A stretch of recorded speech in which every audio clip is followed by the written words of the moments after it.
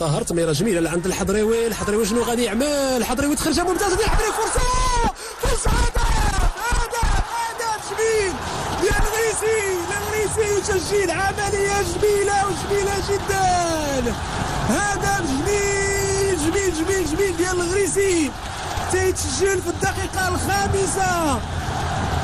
عمليه جميله. لاحظوا الطار كيفاش مرر الكره بالجهه اليسرى لعند الحضريوي تيتوغل في الجهه اليسرى وتيمرر تمريره من اجمل ما يكون وضربه راسيه ايضا اجمل ديال اللاعبين الكبار في الركن الايمن للمرمى ديال الحارس.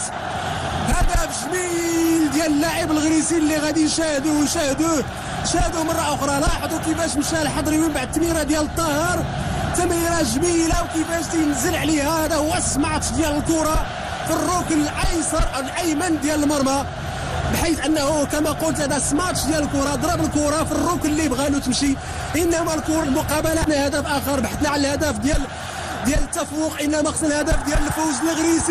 الغريسي مشى بالكره تمريره عند الشاوش تمكن من الكره. شنو غادي يعمل المضيف؟ الكرات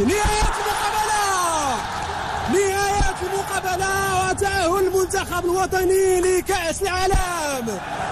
هنيئا للمنتخب الوطني المغربي، هنيئا، انتصار كان مقنع جدا.